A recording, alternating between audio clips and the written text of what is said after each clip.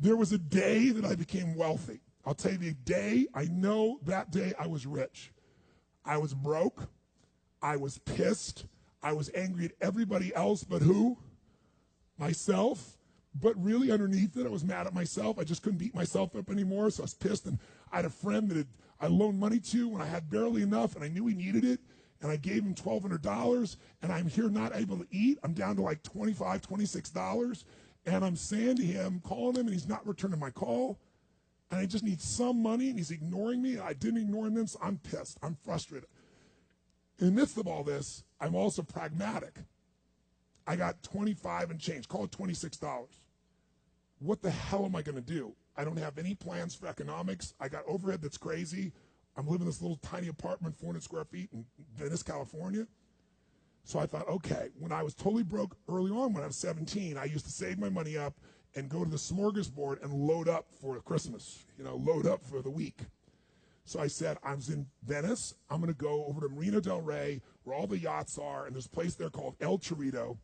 And I'm going to go. They have an all-you-can-eat smorgasbord. I'm going to load up for the winter. I'm going to get there. So I didn't drive there because I wasn't going to spend the gas to get there. Plus, I needed to walk. So I walked there. And I go in. I'm not dressed really great, but it's Marina del Rey. It's okay. And I got a place right by the window, and I can see these yachts going by. And I'm dreaming of what life could be like. And I'm starting to let go of my anger, and I'm starting to focus on what I want instead of what I don't want. How many followers say I? And that shifted me just a bit. And now I'm eating, which shifted me a lot. And I got this giant plate stacked up. And I don't know what the amount was. It was like, whatever, it was $6.95, $7.95, right? So I'm going to do this. I could probably do this 3 or 4 times, right? Somewhere in that range. As I'm finishing my meal, this little boy comes in, dressed in a little suit. And I honestly don't know how old he'd be. Probably in the 3rd grade, so maybe 8 years old, 9 years old, something like that. And he was so adorable. And he opened the door for his mother. And his mother was an attractive lady. And he came over and he pulled out the seat for her, and she sat down.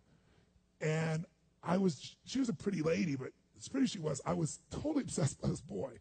He had presence at 7 or 8 years old. And it moved me. I don't know why, it moved me. And I thought, this kid is like pure. I want him to always be this way. He's such a good kid. He's a giver. So I got up and I paid for the meal, and whatever it was, $6, $7. So now I've got whatever left, $17, $18, $19. And I walk up to this little boy, and I said, excuse me. And I said, I just want to acknowledge you for being such an extraordinary gentleman. I said, I saw the way you treated your lady, how you opened the door, how you pulled the chair out. I said, that's class. I said, my name's Tony. What's yours? I don't honestly remember his name, Charlie or something.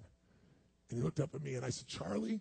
I said, that's amazing, taking your date out for a lunch like this. He goes, well, actually, she's my mom.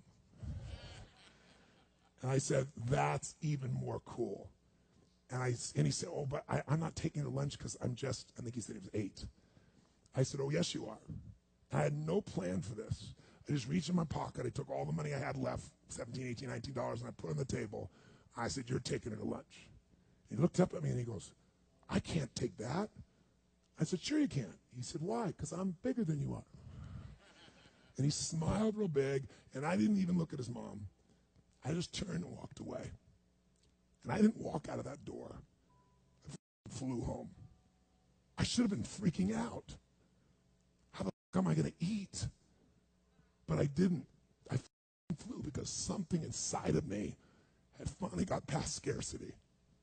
I finally realized there's something inside of us more than our limits, especially around this thing called money that I had let terrorize me.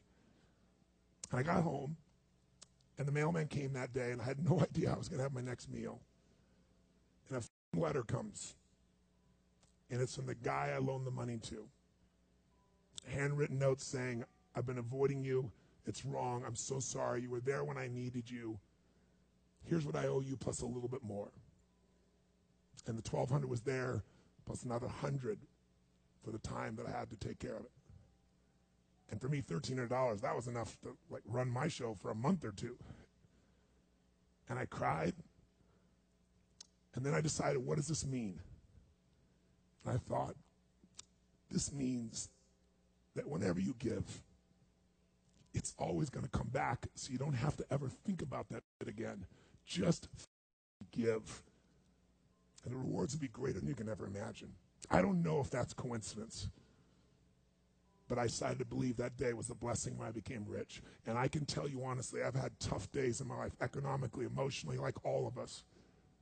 But I've never gone back to that scarcity. I never will. The secret to living is giving. Do it when you don't have it, and I promise you, scarcity will leave your life.